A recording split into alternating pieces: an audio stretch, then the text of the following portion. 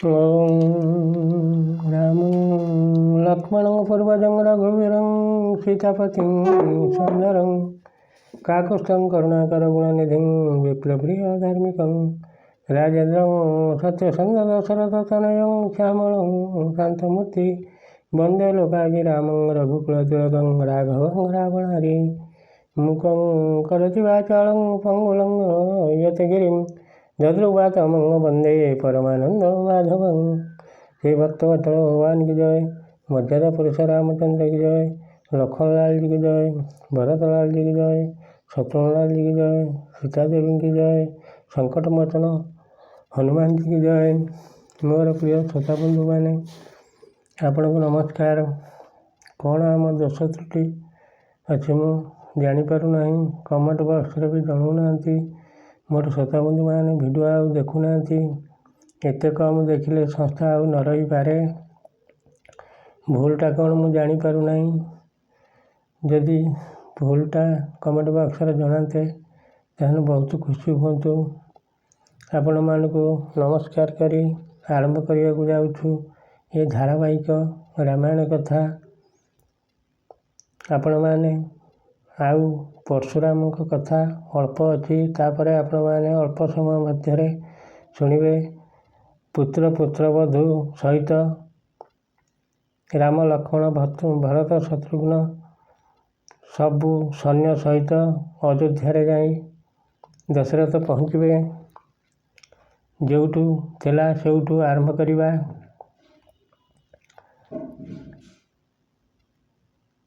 परशुराम कहते जेते शीघ्र महत्व पर्वत को मु चलीजी मु जीवन काल भितर तपस्या करी जेते पुण्य अर्जन करी तुम्हें धनुर्बाण मारी सब नष्ट कर दियो।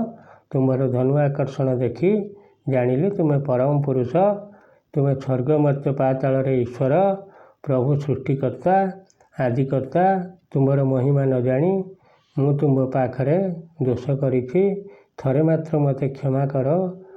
दुष्ट दैत्य मारिबा को तुम्हें जन्म होइछ आपण को युद्धरे कही पारिबे नाही। तुम श्रीचरण दर्शन करिबा पाई देवगण ऋषिगण माने उपस्थित होइछन्ति। हे प्रभु हे नारायण बाण मारी मते आज्ञा देले मु महेंद्र पर्वत को चली जीवी। मर्यादा पुरुष राम परशुराम का कथा शुणी बाण मारी स्वर्गपथ रुद्ध करदेले।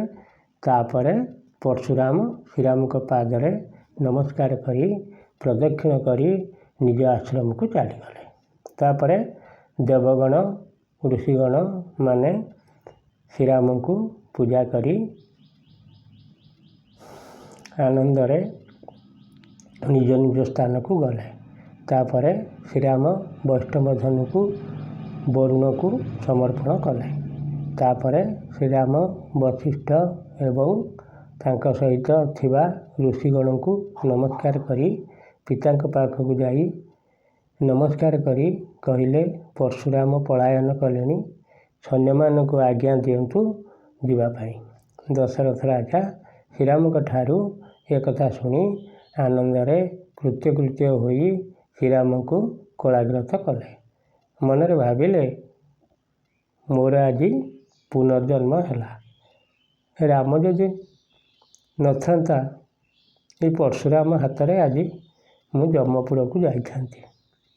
तापरे दशरथ सैन्य मान को कहले चल अयोध्या अभिमुखे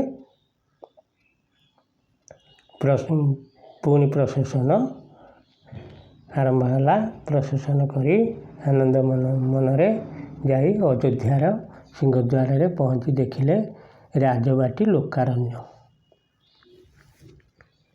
सब अपेक्षा करते परम ब्रह्म परम पुरुष से नारायण को दर्शन करेंगे। प्रत्येक द्वार पूर्ण कुंभ स्थापन होइछि। विभिन्न वाद्य बाजुची नर्तकी माने गीत गाई नाचुछंती। समस्त मनरे आनंद हरिबोल हरिबोल हरिबोल एमती हरिध्वनि चली। ब्राह्मण माने मंगलाष्टक पाठ कले। तापर सब राणी माने आसी ପୁତ୍ର ପୁତ୍ରବଧୂଙ୍କୁ ବନ୍ଦାପନା କରି ଅନ୍ତପୁରକୁ ନେଇଗଲେ। ସର୍ବପ୍ରଥମେ ନୂଆ ବୋହୂମାନେ ଶାଶୁମାନଙ୍କ ପାଦ ପୂଜା କରି ଦେବଦର୍ଶନ ବିଧାନକୁ ଛାଡ଼ି ନିଜ ନିଜ ଅନ୍ତପୁରରେ ଯେଝା ଯେଝା ପତିପତ୍ନୀଙ୍କ ସହିତ ଆନନ୍ଦରେ ବିହାର କଲେ। କିଛି ଦିନ ଏଇ ରକମ ବିତିଗଲା। ତାପରେ ଦିନେ ଦଶରଥ ରାଜା ଭରତକୁ ଡାକି ପାଖରେ ବସାଇ କହିଲେ, ଆରେ ବାବୁ, ତୋର ମାମୁଁ ଯୁଦ୍ଧାଜିତ ବହୁତ ଦିନ ହେଲା ଆସି ରହିଲେଣି। ତାକୁ ତୋର ଅଜା ପଠାଇଛନ୍ତି। କାହିଁକି ପଠାଇଛନ୍ତି? ନା ତୋତେ ସାଙ୍ଗରେ ନେବା ପାଇଁ। ତୁ ଶତ୍ରୁଘ୍ନକୁ ସାଙ୍ଗରେ ନେଇ ମାମୁଁଙ୍କ ସାଙ୍ଗରେ ଯାଅ। ତାପରେ ଭରତ ଶତ୍ରୁଘ୍ନ ମାଆଙ୍କ ଆଗରେ ଯାଇ ସବୁ କଥା କହିଲେ। ତାପରେ ଭରତ ଶତ୍ରୁଘ୍ନଙ୍କୁ ସାଙ୍ଗରେ ଧରି ଗୁରୁଜନମାନଙ୍କୁ ପ୍ରଣାମ କରି ମାମୁଁ ଯୁଦ୍ଧାଜିତଙ୍କ ସାଙ୍ଗରେ ମାମୁଁ ଘରକୁ ଗଲେ। ମାତାମହ ଦେଖି ବହୁତ ଖୁସି ହୋଇ ଆଦରରେ ରଖିଲେ। ରାମ ଲକ୍ଷ୍ମଣ ଅଯୋଧ୍ୟାରେ ରହି ପିତାମାତାଙ୍କୁ ପାଦ ପୂଜା କରନ୍ତି। ପ୍ରଜାମାନଙ୍କର ସବୁବେଳେ ହିତ କାର୍ଯ୍ୟ କରନ୍ତି। ପିତା ଏବଂ ଗୁରୁଜନମାନଙ୍କର ସବୁବେଳେ ଆଜ୍ଞା ପାଳନ କରନ୍ତି। ବ୍ରାହ୍ମଣ ବଣିକ ପୁରବାସୀଙ୍କର ସବୁବେଳେ ହିତ କାର୍ଯ୍ୟ କରି ଚାଲିଲେ। ମର୍ଯ୍ୟାଦା ପୁରୁଷ ରାମଙ୍କର ସାଧୁଭାବ ଦେଖି ସର୍ବଜନମାନେ ଶ୍ରୀରାମଙ୍କ ପାଖରେ ସଦାସର୍ବଦା ରୁହନ୍ତି। ଆଉ କ୍ଷଣେ ମାତ୍ର ଛାଡ଼ିକି ଯାଆନ୍ତି ନାହିଁ। ଦେବଗଣମାନଙ୍କର ଭିତରେ ବ୍ରହ୍ମା ଯେମିତି ଶ୍ରେଷ୍ଠ, ଚାରି ଭାଇଙ୍କ ଭିତରେ ରାମ ସେହିପରି ଶ୍ରେଷ୍ଠ। ସୀତାଙ୍କୁ ବି ବହୁତ ସ୍ନେହ କରନ୍ତି। ସୀତା ବି ସବୁବେଳେ ହୃଦୟ ମଧ୍ୟରେ ସବୁବେଳେ ରାମକୁ ରଖିଥାନ୍ତି। ସୀତା ହେଲେ ଆଦିମାତା ମହାଲକ୍ଷ୍ମୀ। ସୀତା ରୂପ ଧରି ମର୍ତ୍ତ୍ୟରେ ଜନ୍ମ ହୋଇଛନ୍ତି। ଶ୍ରୀରାମ ହେଲେ ସ୍ୱୟଂ ବିଷ୍ଣୁ। ରାମ ଅବତାର ହୋଇ ମର୍ତ୍ତ୍ୟପୁରରେ ଜନ୍ମ ହୋଇଛନ୍ତି। ଏହିଭଳି ଦିନ ପରେ ଦିନ 12 ବର୍ଷ ବିତିଗଲା। ସମସ୍ତଙ୍କୁ ବୈକୁଣ୍ଠ ଭୁବନ ଭଳି ଲାଗେ। ରାଜା ପ୍ରଜା ସମସ୍ତଙ୍କ ମନରେ ଅପୁରନ୍ତ ଆନନ୍ଦ। ମୋର ପ୍ରିୟ ଶ୍ରୋତାବନ୍ଧୁ, ଆଦ୍ୟକାଣ୍ଡ ଏଇଠୁ ସମାପ୍ତ ହେଲା।